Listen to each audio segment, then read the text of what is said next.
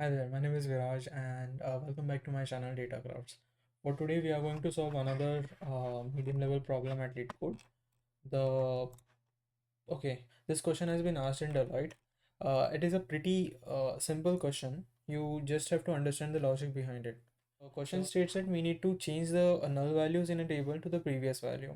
That means has been provided with a table that is CoffeeShop with ID being the primary key, and each row in this table shows the ID, okay, order ID and the name of the order drink. Okay, so we have to replace the null values of the drink with the name of the drink of the previous row that is not null. For an example, let's say there are three records in this table, and let's say two are like the record number 2 and record number 3 are null. We have to change both of these records with the previous non-null value, and in this case it would be rum and coke. The thing that came into my mind while solving the problem, let's say there is an condition that the first row itself is null, then what would happen in that case?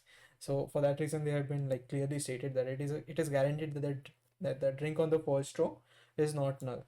And the second condition that comes really into handy is that the result table in we have to return the result table in the same order as that of the input.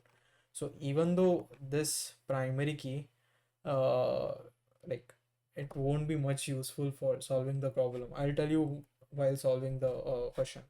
Now to solve the problem, the first approach is you create a new column that is a row number, assign unique identifiers for each and every record. After assigning each and every record, the next step would be you convert it into a common table expression.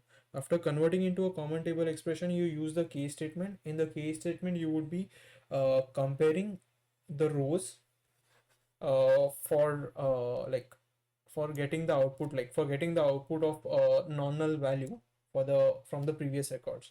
I'll solve it how you should do it. The first step is let's select everything, then row number over as pt. And once again, very bad at naming stuff, but okay, let's name it something good this time. Pt is good. Pt from coffee shop, right? Yeah, it is working. Coffee shop. Just run it once, and table coffee shop doesn't contain COEES. Where is S? Here it is. Perfect. I am getting a unique identifier to each and every record. This would be helpful when you are using the case statement for comparison basis. I'll tell you when it is pretty helpful. Now for for this for using it ahead, just convert it into a common table expression. CTE, and the first step is select. Now the your the take is we have to return the result table in the same order. So select ID comma drink. Now you need to use a case statement so as to ensure that the previous, like the non-null values, return the records that have some value, right? And over here it would be like rum and coke, and for the sixth record it will be orange margarita. Now case when the first step is when drink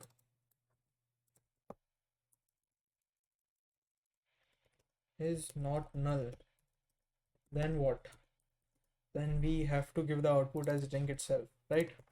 Then else. What is else statement? So this is quite crucial to solve the problem.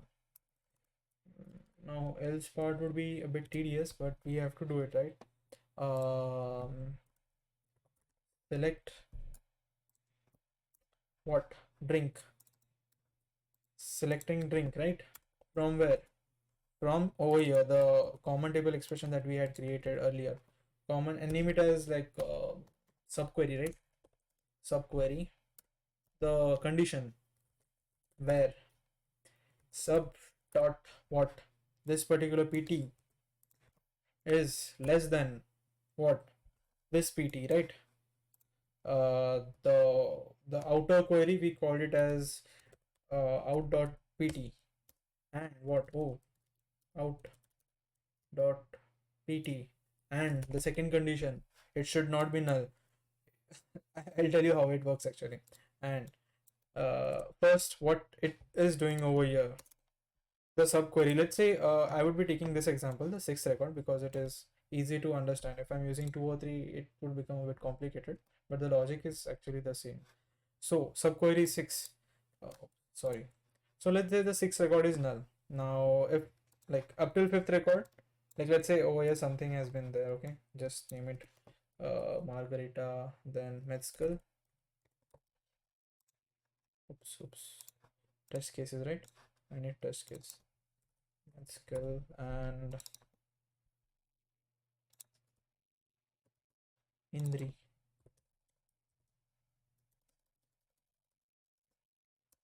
Metzger. Huh. Okay, now just run it.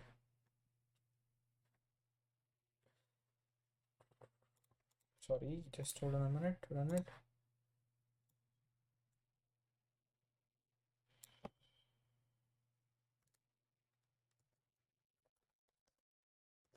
I want the results for just explaining purpose. Okay.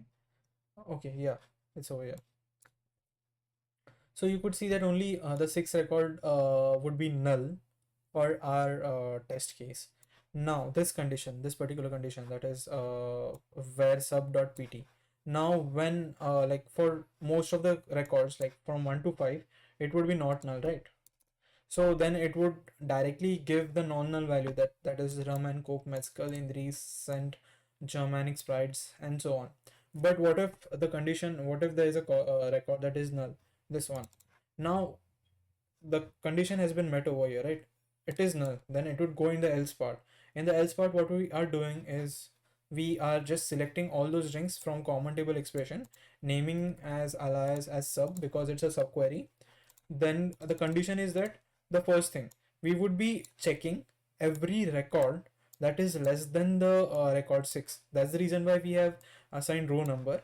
That is 1 is less than 6, okay, 2 is less than 6, okay, 3 is less than 6, okay, 4 is less than 6, okay, 5 is less than 6, okay. Now we are getting all those records that are less than the number 6.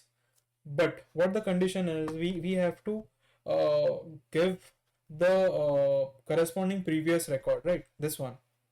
So what I would do is like rearrange itself, order by what, this point.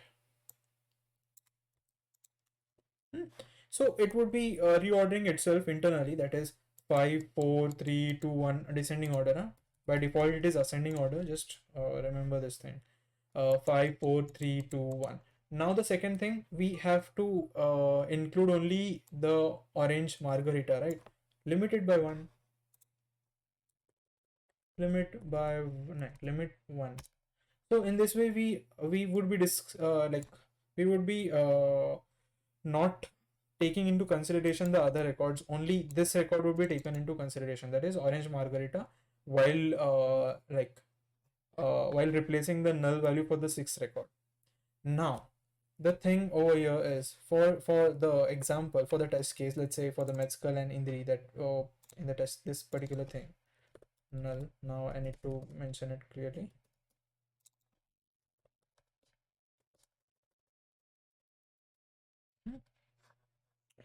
When both the records are null, then what it would do, it would like both are consecutive, like consecutive null, right? You have to then use a new condition, and that is, sorry, the drink part from which record?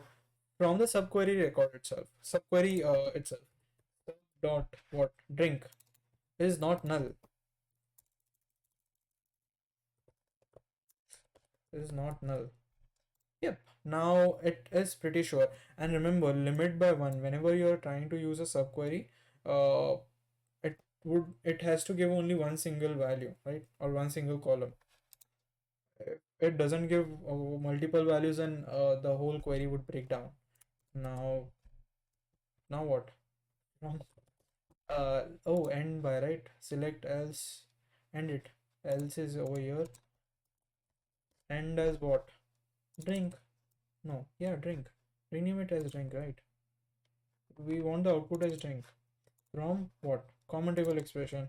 Because in the common table expression, you could directly use the coffee shop, but I think so. You can use, no, you have to use common table expression because in the subquery part, you are comparing both the tables, right?